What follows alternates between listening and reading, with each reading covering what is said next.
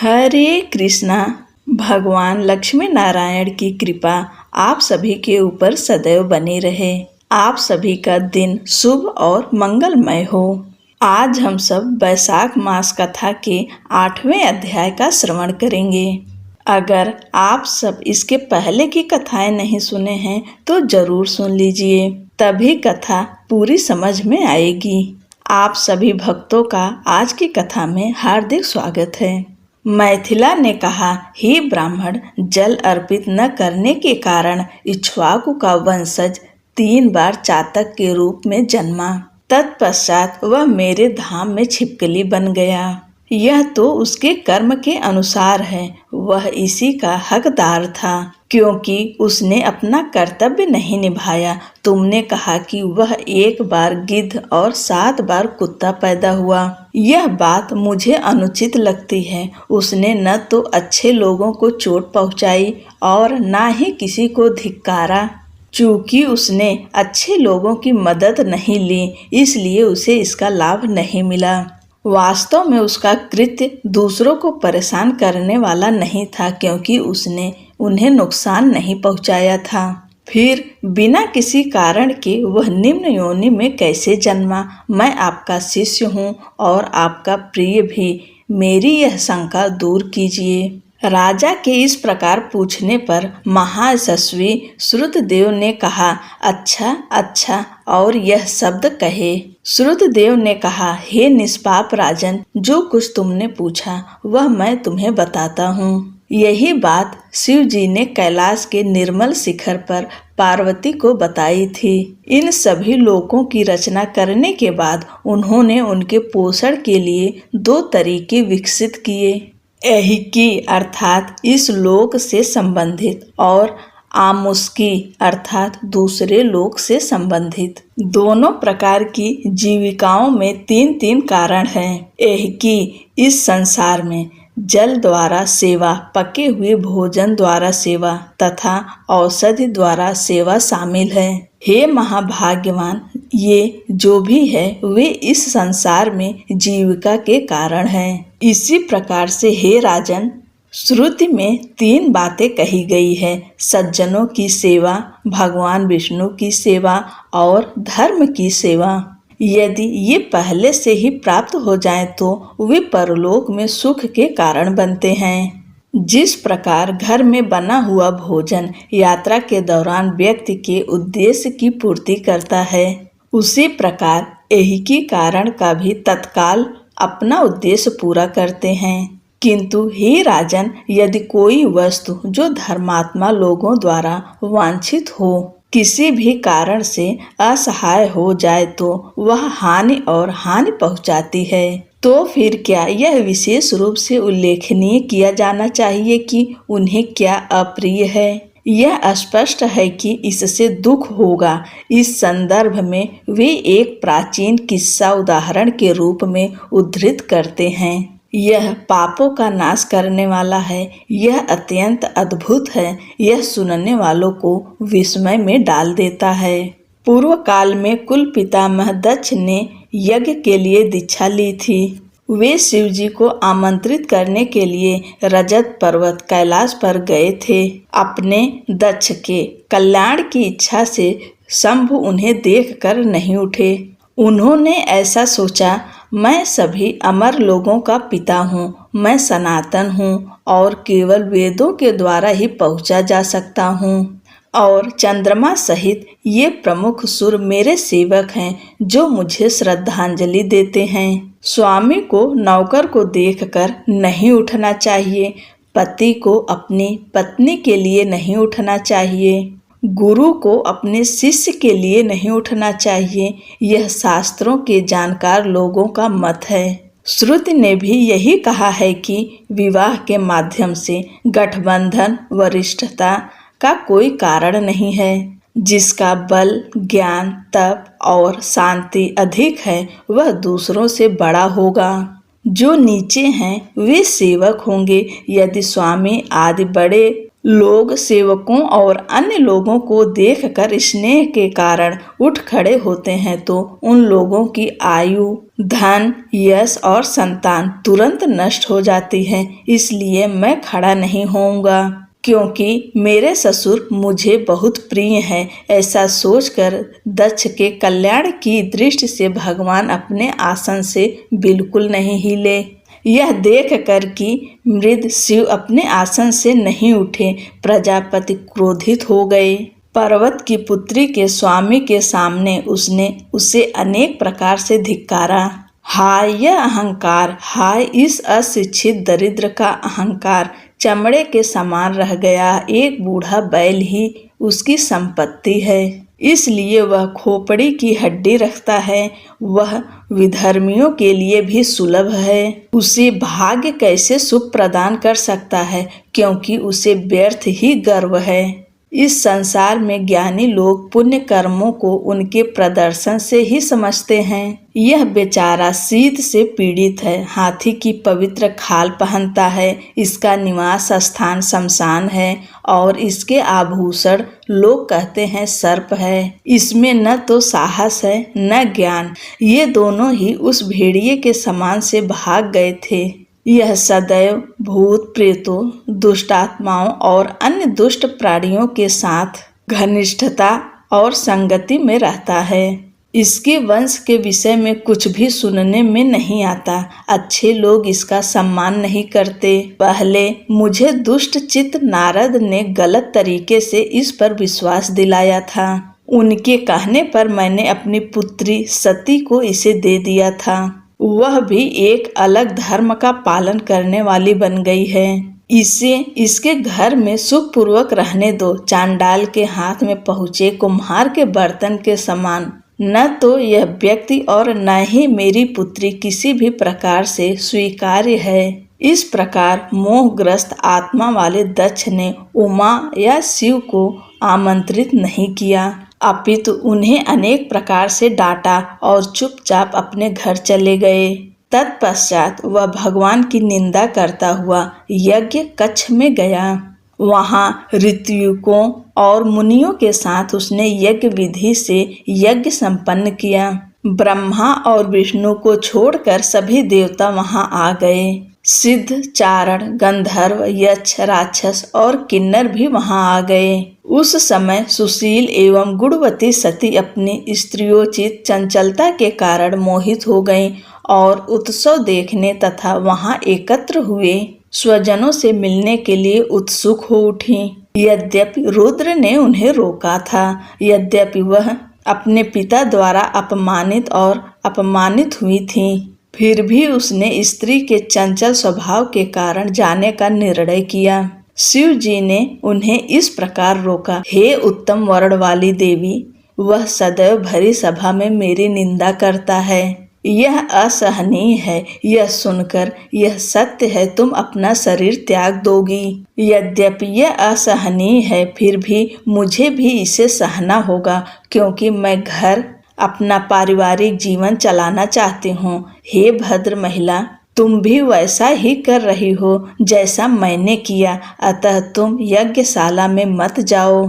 निश्चय ही तुम पर कोई शुभ प्रभाव नहीं पड़ेगा। इस प्रकार आग्रह करने पर भी देवी ने अपनी चंचलता नहीं छोड़ी। सती अकेली ही पैदल घर से निकली। उन्हें देखकर बैल ने चुपचाप देवी को अपनी पीठ पर उठा लिया। तब सती के पीछे करोड़ों भूत के समूह चले। यज्ञ कक्ष में जाकर वह स्त्रियों के लिए बने हुए कक्षों में चली गईं।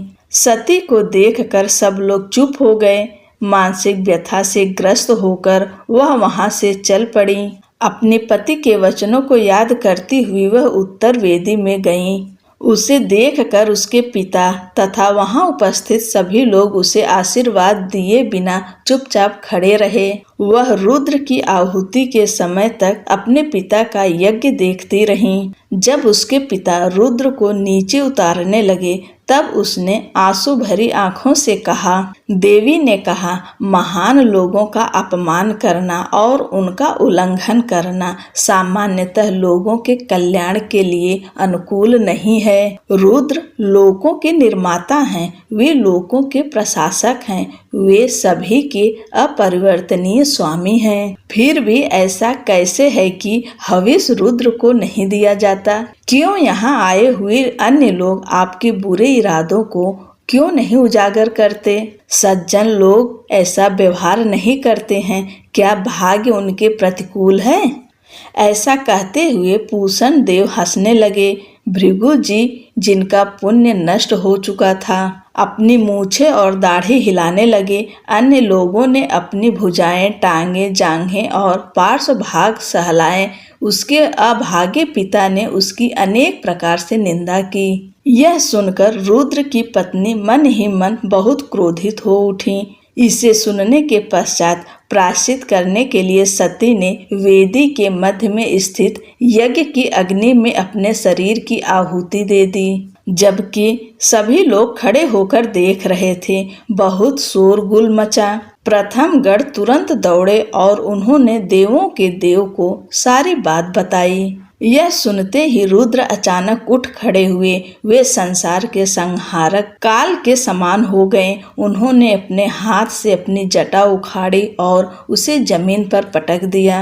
वहां से 1000 भुजाओं वाले विशाल शरीर वाले अत्यंत शक्तिशाली वीरभद्र उत्पन्न हुए। उन्होंने ब्रह्मांड के संहारक काल का तेज धारण कर लिया। तब उन्होंने श्रद्धा पूर्वक हाथ जोड़कर हर्ष से कहा, हे, मुझे उस कार्य में लगाओ जिसके लिए मुझे बनाया गया है। ऐसा कहने पर क्रोधित धुर्जटी शिव ने अपने सामने खड़े वीरभद्र से कहा, दक्ष को मार डालो, जिसने मेरी निंदा की है और जिसके कारण मेरी प्रिय पत्नी ने आत्महत्या कर ली है। भूत प्रेतों के समूह और महान बलवान प्रेत इस वीरभद्र के साथ चले जाएं। भगवान की आज्ञा पाकर वे सब लोग यज्ञ सभा में गए और उन्होंने उन सभी महान वीर देवताओं, असुरों, मनुष्यों और अन्यों पर प्रहार किया। जटाओं से उत्पन्न वीरभद्र ने हंसने वाले पूषण के दांत तोड़ डाले तथा दुष्ट बुद्धि वाले भृगु की मूछें उखाड़ दी। शक्तिशाली वीरभद्र ने दक्ष के उन विभिन्न अंगों को काट डाला जिन पर पहले प्रहार किया था। उसने दक्ष का सिर काटने के लिए बहुत प्रयास किया, क्योंकि उसका सिर ऋषियों के मंत्रों द्वारा भली भांति सुरक्षित था, अतः उसे बलपूर्वक नहीं काटा जा सकता था। यह जानकर स्वयं हर वहां आए और उन्होंने उस दुष्ट का सिर काट डाला। यज्ञ में आए हुए लोगों को मारकर वह अपने अनुयायियों सहित अपने धाम को चला गया। जो लोग बच गए वे ब्रह्मा की शरण में चले गए। ब्रह्मा जी उनके साथ शिव के धाम कैलाश गए। उन्होंने नाना प्रकार के वचनों से रुद्र को शांत किया। भगवान उनके साथ यज्ञ कक्ष में गए और यज्ञ में आए हुए सभी लोगों को पुनर्जीवित किया। तब शिव जी ने ख्याति को दक्ष का बकरा सिर दिया। बकरे की दाढ़ी उन्होंने सज्जन भृगु को दे दी। उन्होंने पूषण को उसके दांत तो नहीं लौटाए, परंतु उसे बिना दांत के आटा खाने योग्य बना दिया। शिव ने उसके कुछ विकृत अंगों को सीधा कर दिया। सभी का कल्याण हुआ। ब्रह्मा और शिव ने उस महापुरुष का यज्ञ पुनः पूर्ववत प्रारंभ किया। यज्ञ के समाप्त होने पर सभी देवता अपने अपने धाम को चले गए। रुद्र ने ब्रह्मचर्य का कठोर व्रत धारण किया और घोर तपस्या की। रुद्र ने गंगा के तट पर पुनांग वृक्ष की जड़ में घोर तपस्या की। दक्ष की पुत्री सती ने अपना शरीर त्याग दिया और पुनः मैना और हिमालय की पुत्री के रूप में जन्म लिया। वह उनके निवास में पली बढ़ी। इस समय तारक नामक महान असुर ने घोर तपस्या करके ब्रह्मा परमेष्ठी को प्रसन्न किया। उसने वरदान लिया कि उसे देवता, असुर, मनुष्य और नाग सभी प्रकार के अस्त्र शस्त्र तथा सभी प्रकार के शक्तिशाली प्रेक्ष पास्त्र नहीं मार सकते। रुद्र के पुत्र को छोड़कर दैत्य को कोई भी नहीं मार सकता था। ऐसा वरदान ब्रह्मा ने दिया, जो लोकों के पितामह थे। उन्होंने कहा, ऐसा ही हो, क्योंकि रुद्र के पास तब कोई पुत्र और कोई पत्नी भी नहीं थी। वरदान पाकर वह राक्षस अपने धाम में वापस चला गया और लोगों को परेशान करने लगा। उसके धाम में फर्श आदि साफ करने के कार्य के लिए देवता उसके सेवक बन गए और देव स्त्रियां उसकी दासियां बन गईं। तब देवताओं ने ब्रह्मा की शरण ली। उनके द्वारा वर्णित उनकी दुर्दशा सुनकर वेदों ब्रह्मा ने सुरों से यह कहा, हे सूरस, वरदान देते समय मैंने दुष्ट को यह वरदान दिया था कि रुद्र के पुत्र के अलावा कोई भी उसे नहीं मार सकेगा। पूर्व काल में रुद्र की पत्नी सती ने यज्ञ में अपना शरीर त्याग दिया था। उसका पुनर्जन्म हिमालय की पुत्री के रूप में हुआ। उसे पार्वती के नाम से जाना जाता है। रुद्र हिमालय की चोटी पर घोर तपस्या में लीन है। लोकों के स्वामी रुद्र को पार्वती के साथ मिला दो। फिर देवों के स्वामी देवेंद्र के धाम में पाक के दंडक ने प्रमुख देवों के साथ परामर्श किया, जो वहां अधिसन बृहस्पति के साथ एकत्रित हुए थे। अपने कार्य के लिए उन्होंने नारद और स्मर का स्मरण किया। वे वहां आए और बल के शत्रु अर्थात इंद्र ने उनसे ये शब्द कहे, कृपया हिमवान के पास जाकर उन्हें अपने वचनों से समझाएं कि आपकी पुत्री पहले सती थी, जो दक्ष की पुत्री और हर की पत्नी थी। उनसे वियोग में वह 10 कन्याओं के साथ आपके शिखर पर तपस्या कर रही हैं। मृद भी आपके शिखर पर तपस्या कर रहा है। उसकी प्रियतमा को मृद की सेवा में लगा दीजिए। वह अवश्य ही उसकी पत्नी बनेगी, वही उसका पति होगा।